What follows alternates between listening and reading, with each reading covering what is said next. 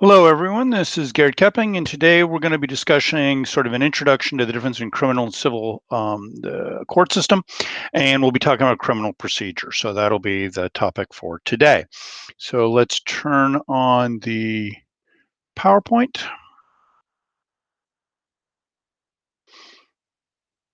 There we go. So let's start with sort of the difference between criminal and civil. In criminal cases, the citizen is the prosecutor, rather, is always the government. We don't have private prosecution in the United States, so in criminal cases, the prosecutor is always the government. Now, this sometimes brings up an interesting dynamic that is often misunderstood. In criminal law, what's sort of interesting is in some ways the state is always the victim because the state is the one that decides whether or not to press charges. Sometimes you see, cop shows where they'll say something like, oh, if only the victim would press charges, we could, get this perp. But the reality is, it's always up to the government whether or not to file criminal charges. Otherwise, we wouldn't have any murder prosecutions. So it's always the government that decides whether or not to prosecute, not the victim, not a private citizen. The burden for criminal conviction is beyond a reasonable doubt. So you can have a doubt as to someone's guilt or innocence, but it cannot be reasonable. The way this usually works is a jury will hear during the trial, they'll determine the facts of what occurred, and then they'll apply the law as a judge explained it to determine the verdict. So it's not a small job for the jury. The jury listens to all the testimony to figure out, okay, what are the facts, what occurred. Then the law is explained by the judge, and it's up to the jury to then come to a verdict. The penalty for criminal matters is varied. You can be incarcerated either in jail or a prison, supervised release like probation or parole, fines or restitution, community service, and of course, in the most extreme circumstances, the death penalty. Now, civil is a different system. So, civil is where a citizen is suing a citizen, the government is suing a citizen, the citizen is suing a government, sort of any sort of iteration there. The burden of proof is preponderance of the evidence. So whoever wins in a civil case wins because they have more evidence than the other person. They have 51%. Now, the most common forms of civil disputes are either a contract dispute or a tort dispute. Now, a contract dispute is where two people had an agreement and there's some sort of breach of that agreement. And so that then becomes the nature of the litigation of the lawsuit, which is who was actually in breach. Tort is where someone is injured. You injured someone physically, you injured their reputation, you injured their property. There's sort of any number of iterations, but it all comes down to some issue of injury, and people are suing then to be compensated or to be compensated for that injury. Now, the penalty in civil litigation is always money. So, in the event that you are looking at a civil case, no one goes to jail as a result of a civil case. It's always the penalty is money. Sometimes this has sort of an uncomfortable element to them, where, for instance, in say the O.J. Simpson case, O.J. Simpson was found not guilty of murdering his ex-wife and her friend, but then in civil court was found responsible for murdering them. And so as a result, the survivors of his ex-wife and her friend, they received money, but because he was found not guilty in criminal court, he did not go to jail. Now, the amount of money is generally going to be first is going to be compensatory. So, how much injury did you suffer? If a car ran over your foot, and yeah, it hurt, but it's no permanent injury. Then the compensatory damages would be sort of medical bills, some money for pain and suffering, and probably a couple whatever money you lost for missing a couple days work. Whereas if somebody ran over your leg and you tore off the leg, you lost the leg, then the compensatory damages would be much higher because the harm is much more grievous. Now, there's another called punitive damage. If the defendant did some action that's really pretty egregious, and the jury wants to punish them, then in addition to compensatory damages, there could be punitive damages, which are damages in excess of compensatory damages. Now this did not, for some reason, Google Docs didn't do this, so don't worry about it. So let's talk about the criminal process. Oh, and by the way, this PowerPoint should be online, and I think I called it just criminal investigation. So let's talk about the criminal process now and what it involves. The first, of course, is an investigation. The police investigate a crime. It's their job to gather the evidence to determine who did what, and if it rises, basically who did what. They'll use direct evidence, which would include interrogations and interviews with either the suspect and/or eyewitness testimony from witnesses who saw the crime. So a confession or eyewitness testimony is considered direct evidence. Circumstantial evidence requires inferential reasoning. Um, it ties you to the crime or the crime scene or provides motive, but does not include like eyewitness testimony or a confession. So if it's evidence that, say, DNA evidence that puts you at the scene of the crime, a witness that can testify that you had that kind of gun that was used later in the robbery, something like that. DNA, fingerprints, all of that is circumstantial evidence. People can be convicted entirely on circumstantial evidence. Now, let's assume the legal burden for the arrest is met with probable cause. So again, the burden for arrest is probable cause. You then are going to be arrested. So, in a variety of ways, there's a misdemeanor. Okay, so you could either get a citation or an arrest, probably an arrest for a misdemeanor. Actually, I mean, that this could include like shoplifting. So in that case, it'd be more of a citation. But basically, the police arrest you or cite you, and the prosecutor will later decide whether to formally charge you with a crime and indictment. A misdemeanor is characterized by a punishment of less than a year in jail. Felony is punishable by more than a year in jail. What makes a felony different is if it's a felony indictment, before a felony indictment can be issued, a grand jury has to consider the accusation. And so that is a grand jury in Clackamas County. Interestingly enough, it's actually smaller than a normal 12-person jury, but a grand jury basically hears the evidence according to just the police and just the prosecutor, and they determine if there's enough probable cause for a formal accusation.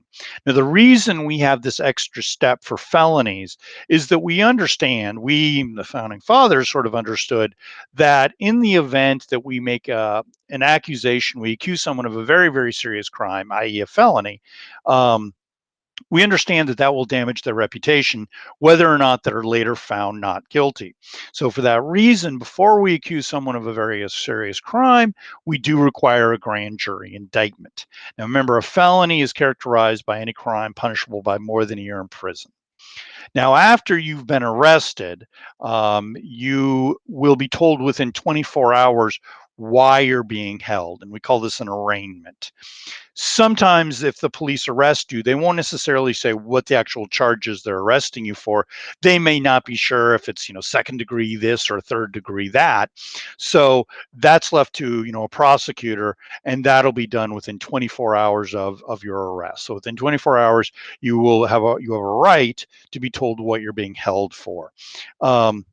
Those charges can be changed or modified as time goes on, but nonetheless, that's the general rule: is within 24 hours you will be arraigned.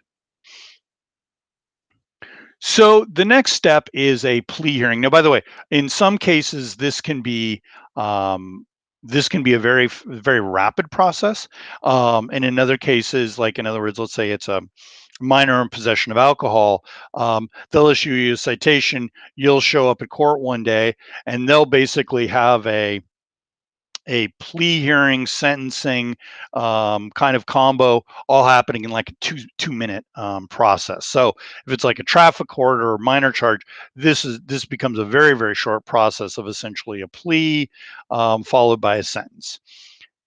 I'm assuming, for the sake of argument, that this is a more serious charge. So if you are having a plea hearing, your options are generally guilty, where you go to sentencing, no contest, also known as nolo contendere. No contest means where you aren't admitting you did it. You're just admitting the government has got enough evidence to convict you. And lastly is not guilty. So when guilty and no contest, you go to sentencing. Not guilty, you go to trial, because now the government's got to prove you actually did it. Most cases in the system end in a plea bargain, where the defendant pleads guilty to a lesser criminal charge or a lesser sentence, and in return, well, and that's how most of the criminal charges are resolved in the United States. Again, I have here 97% of federal cases. 94% of state cases are resolved by plea bargaining. The concern we have with plea bargaining is that, of course, some people, in an attempt to get the lesser charge or the lesser sentence, they may be tempted to plead guilty to something they didn't do. And sometimes prosecutors are accused of overcharging someone with a crime, throwing a whole bunch of charges at them in an attempt to motivate them to take a plea. So that is a concern and an accusation that we have with the criminal justice system. On the other hand, our system simply could not operate if we actually had trials for every single criminal accusation. We don't have enough judges, attorneys, and jurors for that to occur. So there is a reason why we have plea bargaining. But let's assume you've pled not guilty. At this point now, you'd go to, the question would be a bail. So bail is basically collateral, where you promise to show up for trial, and you give some money to sort of guarantee it. So the problem with, you've pled not guilty, could take a year and a half, 2 years before you get to trial. It could take a long time. So what happens in that case? Now, obviously, we would prefer to release that person and not have them sit in jail before they've actually been convicted. The problem is, what if they take off? What if they jump bail, or they just, they flee? So bail is collateral. It's an amount of money, it's something of value that the person can put up. And if they don't show up for trial, then those assets are seized, whether it's a money or a car or a house or whatever. Um, and in fact, if you don't show up for your trial, that those assets will be in fact seized. Now, again, from a fairness perspective, there is a concern about bail, that it allows people with money, people with assets, to get out of jail in between their arrest and their trial, whereas people who are poor don't have that option. So that is a concern, and some states are trying to pass laws to really encourage people to be released without monetary bail. How well that'll go, we'll find out. Because sometimes, again, if you don't have monetary bail, people are just committing crime after crime after crime, and they just keep getting released. So, how much will the bail be? Well, that will consider what's the charge, right? If you've got, if it's a murder case, you're probably not going to get bail. So in O.J. Simpson's case, for instance, he tried to flee. It were two charges of murder. He had serious, and significant resources, and so in that case, the judge said, "We're not even going to allow you to have bail because we think you're a flight risk." As well as if someone has significant ties to the community. So if they have a job, if their family is here, and lastly, if they have a history of jumping bail. If someone has a history of not showing up for trial, then the judge is far less likely to grant bail or to make it a low amount. Now, if you're a low flight risk, relatively minor charge, you can get released on your own recognizance. In cop world, they call that OR. So if you're released OR, basically you're released and you just promise to show up for trial. All right, so now we've got you out on bail. You are you are waiting for trial, and there's going to be a couple different pretrial matters or pretrial hearings that need to be discovered. One of them is discovery. In discovery, both sides share their evidence with each other.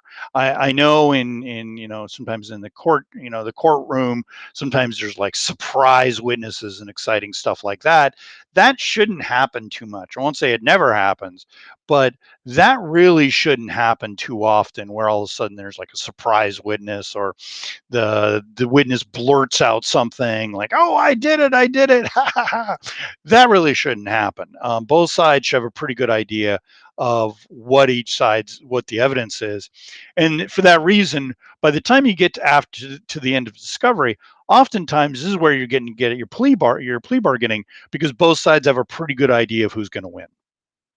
The other thing that happens is evidentiary hearings, where a trial judge will determine what evidence should be allowed and what evidence should not be allowed, based upon if evidence was illegally gathered. In the United States, if evidence is illegally gathered, it will not be allowed in trial. So the jury won't even hear about it, because there'll be these hearings well in advance, where the attorneys will discuss what can be mentioned in front of the jury and what cannot be mentioned.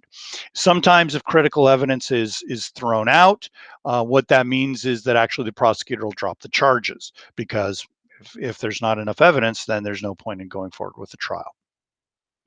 Other pretrial motions, sometimes they'll request a bench trial if a defendant thinks that the charges against them are particularly um, upsetting, and they think that might bias a jury.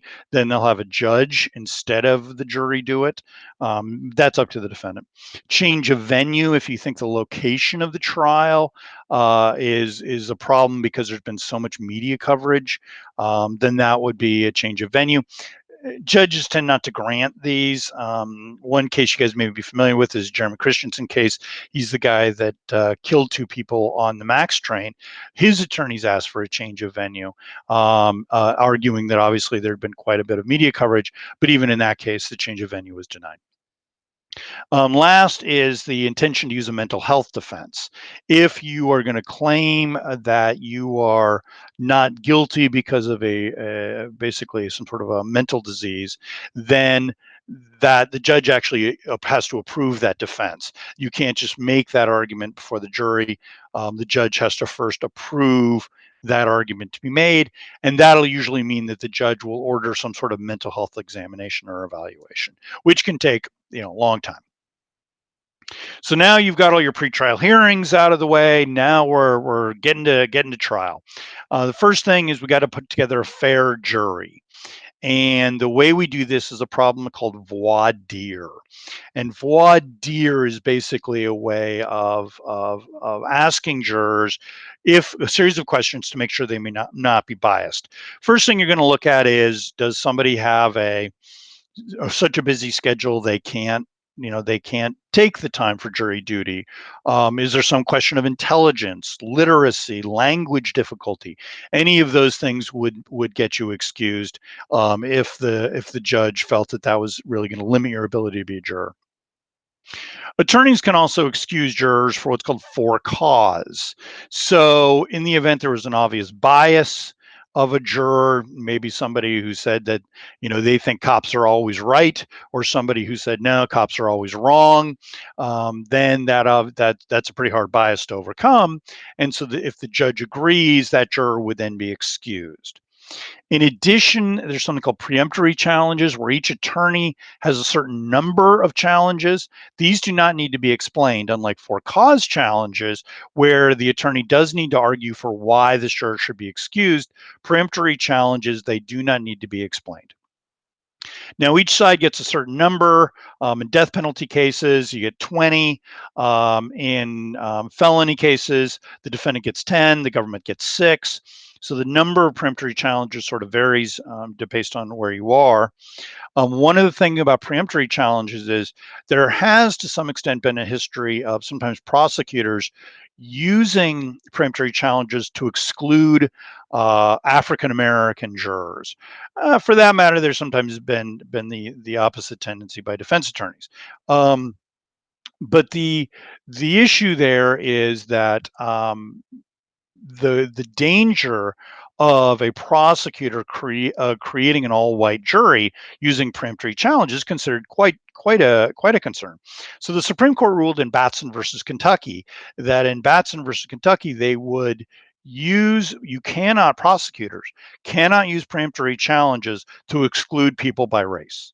Okay, so if at the end of the use of the preemptory challenges, all of a sudden it looks like the prosecutor has challenged all the minority jurors, the defense attorney is going to basically scream bloody murder, and they're going to claim that there's a Batson problem with the jury. So preemptory challenges are theoretically unlimited, but again, Batson says you cannot use preemptory challenges, at least prosecutors cannot use preemptory challenges to create a racially exclusive white jury. Now we've got our trial, right? We've got our jury set. The prosecution is going to make its case. The defense is going to make its case. As you know, we must prove guilt beyond a reasonable doubt. Sophomore year, you had mock trial, so I think everybody understands how a trial works. The defense, of course, will argue the defendant's case. Remember, the defense does not need to prove innocence. They only need to prove reasonable doubt. So that's the only requirement. They don't need to prove who did it. They just need to prove that there is reasonable doubt their defendant didn't do it. Also, one of the things you often see on TV, but it's not really true, is oftentimes defense attorneys will not have the defendant testify. The defendant does not need to testify because of the Fifth Amendment right against self-incrimination. And often, if you have a defendant who is maybe emotional or perhaps poorly educated, or for whatever reason is, maybe he's got a whole bunch of face tattoos, who knows, is going to come across really badly to the jury. Sometimes the defense attorney will just not have them testify at all. And in fact, a defendant does not need to testify. And in many cases, most defense attorneys will not have a defendant testify if it's actually going to hurt their case in the long run. So now that you've had your trial, the jury now deliberates, and they are going to argue and debate about, did they do it, yes or no. Now, obviously, guilty means that the jury finds them to have done it. Not guilty means they did not do it, and because of a prohibition of something called double jeopardy, they cannot be tried again. So double jeopardy means the government can't try you again and again and again until they convict you. So if you get a not guilty verdict, you cannot be tried for the same charges again. Now, less likely is guilty except for insanity. Now, each state has some different derivation of what this phrase is, but it's basically some meaning of you're guilty, but but you're not really guilty because you can't form criminal intent because you're mentally ill. And that usually requires that you're so mentally ill you don't know the difference between right or wrong. That varies from state to state what that standard is, but it's generally some iteration of you really had no idea of right from wrong because you're so mentally ill. If you're found guilty except for insanity, you don't get to go free. It means that what'll occur is you will go to a mental institution and you'll be held in the mental institution until the institution finds you no longer a danger to yourself or others. Sometimes there are some cases where people have actually gone to a mental institution longer than they would have if it actually went to jail or prison, because if you go to a mental institution and maybe you got a 5-year sentence, you would have gotten a 5-year sentence with a guilty plea or a guilty conviction. In this case, they're like, well, it may take 6, 7, 8, 9 years for them to become convinced you're no longer a danger to yourself or others. So you could actually spend more time in the mental institution than you would have if you'd gone to jail or prison. And lastly is a hung jury. If a jury cannot reach an agreement, the defendant can be retried. So basically, it's a do-over. Now, in my notes, you'll notice that Oregon requires 10 out of 12 jurors. That actually is no longer true because I believe it was one day ago The Supreme Court ruled that from now on in Oregon, it's got to be 12 out of 12. We were only one of two states, Louisiana being the other one, that didn't require unanimous verdicts. We do require unanimous, thanks to the U.S. Supreme Court. We will now require more unanimous verdict for all of these cases. What that'll mean is it'll probably mean more hung juries, right? That now that it's just a single juror can hang a jury, that means we'll probably see more hung juries in Oregon. Again, when there's a hung jury, the defendant can be retried. Let's assume now you've got a conviction, though. Let's go to sentencing. Sentencing is basically the government will make some recommendations for how long somebody should go to jail. Defense attorney will make some recommendations. Usually there'll be some sort of a parole officer that'll make some sort of recommendation as well. And then the judge will make a decision as to the sentence. Now, the one exception to this is death.